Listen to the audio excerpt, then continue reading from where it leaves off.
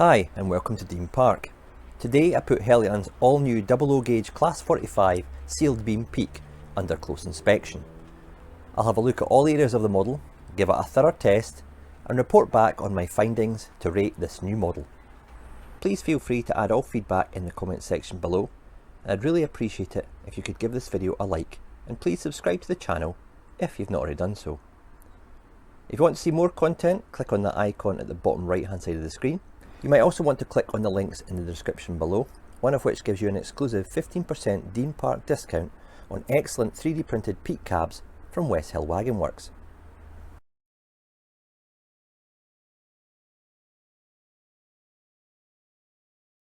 The British Rail Class 45 or Sulzer Type 4 were diesel locomotives built by British Railways at Derby and Crewe Works between 1960 and 1962, along with the similar Class 44 and Class 46 locomotives. They became known as peaks after the Class 44s were named after British mountains in the Lake District, Yorkshire Dales, Pennines and Snowdonia. It was a nickname that stuck, and subsequently the Class 45 and Class 46 locomotives were also known by this name. 45133 was built at Derby Works in 1961 and was fitted with a 12-cylinder Sulzer diesel engine producing 2,500 horsepower. The engine was coupled to a Crompton-Parkinson main generator, which in turn powered Crompton-Parkinson traction motors on 6 of the driving axles. At the time, it was one of the most powerful single-engine diesel locomotive designs in the world. The electric train heating conversion programme was to enable locos to haul the new electrically heated and air-conditioned Mark II coaching stock being introduced on the Midland Main Line, and so 45133 became a dedicated passenger loco. Use of 4-character head code displays on locomotives ceased in 1976, and in the case of 45133's display, like many others, was wound to show 4 zeros. Then in 1978, these boxes were altered again to show 2 white spots on a black background, also known as the domino style. This lasted until October 81, when 133 was called into Derby Works for a heavy general overhaul. During this overhaul, the head code boxes were removed completely and replaced with the then flush front end and sealed beam marker lights. The loco was withdrawn in 1987 and it was stored at March Depot pending disposal. However, interest was shown by the 45/1 Preservation Society, with the loco being saved from the cutter's torch in 1990. Given the main operational life of the peaks, you may wonder why I've added one to the Dean Park collection. Well, peaks actually did see work in Scotland during their lives. They hauled passenger services from Newcastle to Edinburgh, London King's Cross to Edinburgh, St Pancras to Glasgow, Edinburgh to Aberdeen, and were even seen operating services to Perth and Stirling well into the 1980s. So, what I want to know is, has the Danish company conquered the summit with this latest incarnation of the popular peak, or has it missed the mark and gone a bit off piste? Let's take a closer look and find out.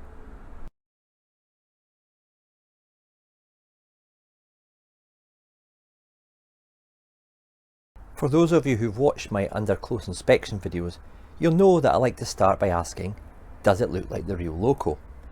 In the case of Heljan's peak, the answer is yes, I suppose it does. But before you shake your head in disagreement, I'd ask you to keep watching as I explore the model a bit further. I'll take a look around the new model, and inevitably I'm going to compare it to the Bachmann model as I go. The Bachmann one is at the back of the shot there. However, Bachmann have only released 45/0 peaks, but in essence there isn't more than a handful of visual differences between that and the 45/1 subclass that Heljan have modelled. First off, the overall dimensions of this new model are broadly the same as the Bachmann model, which is a good thing, as the Barwell model is broadly seen as a good scale version, if not slightly dated in some areas. Looking at the side, this model has a nice representation of the body side strengtheners through the long grills, and if you look closely you can even see the very fine strengtheners through the larger rectangular grille. These are well defined and the paint has been applied well to this area. Moving on to the bogies, these were some serious heavy duty structures on the real loco, and this comes across well on the model. The moulding is crisp and the separately fitted steps are better on this model than the Bachmann. I like the detail around the leaf spring and coil spring area, and it's got a decent amount of relief. There is a rather large square hole to accommodate the front axles. This is overscale and looks a bit unsightly. I can see why they've done it, as it will allow the axle to freely navigate track formations on less than perfect track work, but it's been commented by others that it does look a bit crude. There is some additional pipe work on the underframe and around the bogies, and they've also included frames for lifting. All of these the Bachmann model does not have. However, what's going on with the axle boxes? They're like these massive dinner plates you get from an all-you-can-eat buffet, or even worse, the wheel trims from a Mark IV Ford Escort. Okay, they're detailed in comparison to the Bachmann 45, but I feel they're just a little bit too big. However, in saying that, I believe some of the earlier peaks did have larger axle boxes than on later locomotives. If this is the case, Heljan have tooled for the earlier version and used them throughout their releases. Moving around to the front of the loco, and this is where things start to divide opinion. I've parked up the Bachmann 45 at the right hand side there just so you can see a comparison. The Heljan model captures the look of a sealed beam peak, however there's just something not quite right here.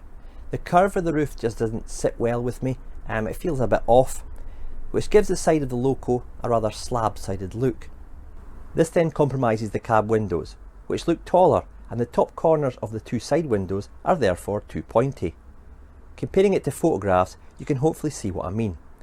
Even Bachmann's aging model is slightly better in this area. On closer inspection, I can see that the tops of the cab door are just vertical, but on the real thing they should have a very slight taper and curve at the top. Now I'm only talking fractions here. This model still looks like a Class 45 peak. The body on the Heljan model is around 0.5mm taller than perhaps it should be, but it is enough to throw off the look just ever so slightly. The model also appears to be a little broader than the Bachmann one. The nose has been well defined with the grab rails and lamp irons and some nicely detailed marker lights. The seal beam line across the nose is more subtle than that on the Bachmann model, and it looks good. It's also worth noting that the windscreen wipers are very well represented on this model. The buffer beam detail on this model is stunning. Top marks to Heljan for fitting all this at the factory. It's fitted to both ends, and you don't have to remove any of it if putting an NEM mounted coupler in. The mounting coupler is also very cleverly designed and discreet, so if you don't have the coupler fitted, you're not looking at an ugly open NEM socket. This is really good work from Heljan. Buffers are sprung and well proportioned on this model. However, I've always felt that the peaks had buffers that looked too small, and they would actually have suited a larger diameter design. The etched roof grille is impressive, giving a clear view of the fan below. However, it also gives a view of the circuit boards, wiring and yellow masking tape, and this is a bit untidy. I covered the masking tape up with some black tape, but this really could have been better thought out by Heljan. At least it's open, so it will allow more sound to escape if you decide to fit aftermarket sound decoder and speaker. On the subject of which, there's plenty space for a sizable speaker inside this loco. The cab interior is a work of art, and in my opinion one of the best features on these new models. It's up there with the Bachmann Class 47 for added detail. It's got cab lighting too, which strangely wants to come on when the lighting function is off, and then goes off when the lighting function is put on. Perhaps this is the Dapol Imperium 8 function decoder I've fitted. The instructions state a 6 function one should be used, but that doesn't allow the cab lights to work, so an 8 function decoder is needed. Finally, before I test it on the track, I've got to address the livery. The BR blue on these peaks is just too dark. In fact, recent Heljan releases have kind of followed this trend, which is unusual because I've looked back at my Class 26s and 27s from say 5 or 6 years ago, they're far more accurately coloured. Looking at the repaint done by Everard Junction on his new peak, you can see how dark the original paintwork on this model is. The edge between the yellow and the blue on my model is fine, but it's not without some fuzziness, but I have seen some rather untidy examples out there. The quality of finish for me is a disappointment. Some areas have received a heavier coating of paint than others, and some areas feel rougher and even grittier in comparison. If you look at the model on the screen, you'll notice that the area from the right hand side of the right hand handrail has more of a glossy sheen on the BR blue, whereas the area to the left of the cab door has more of a matte finish. Okay, you'll always get the odd model that isn't spot on, but on a brand new release, it's not great. I've passed my concerns on to Heljan and was grateful for the polite and quick response that I received. Sadly, these models are out of stock at the warehouse, and my local retailer could not source another one. Usually I'd have looked for a replacement, however it was always my intention to have this model weathered, which will disguise any issues with the paint finish. Okay, it's time to run this around the layout, both light engined and hauling some coaches. I'll come back and give you my verdict and rate aspects of the model.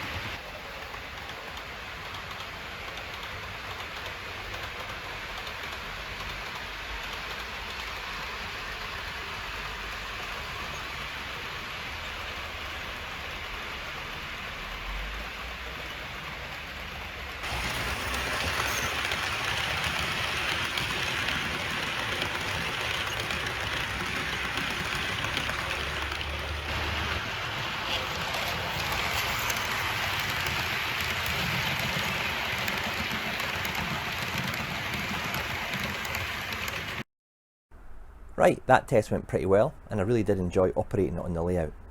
Heljan's motor and drive mechanisms are always good, and this model is no exception. The motor itself is near silent in operation. The wheel sets on the end axles did make a bit of excess noise, but this is probably down to their free running and loose design to allow them to navigate all types of track work. Lighting was good and the separate functions for controlling the front and rear lights is good. It's also nice that you can control the cab lights independently from each other.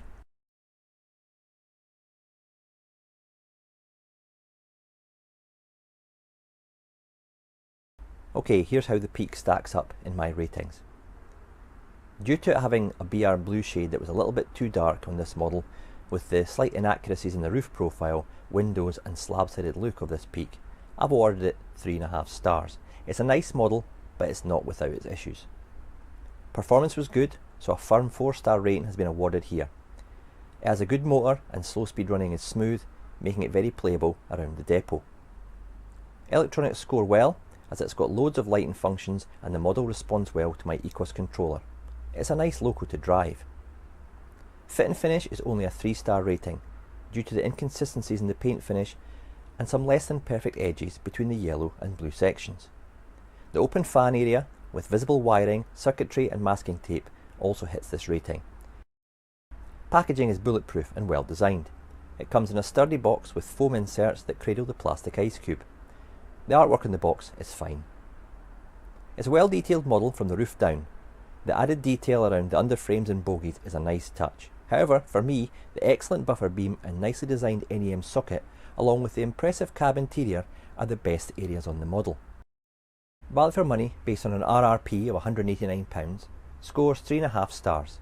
For this kind of money, I would have hoped for a slightly more refined model in terms of paint finish, colour accuracy, and more thought having gone into the open fan area. Taking all of this into consideration, my overall rating of 3.5 stars is justified. It's a nice model, but I feel there are areas that Heljan could have just maybe addressed to elevate it from a good model to a great one.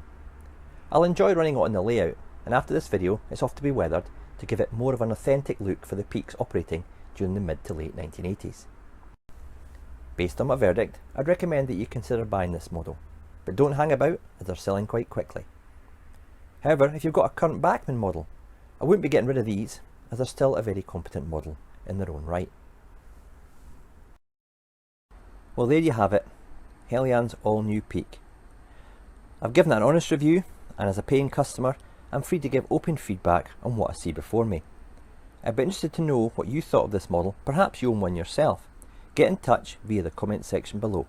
In the meantime, take it easy, happy modelling, and cheers for now.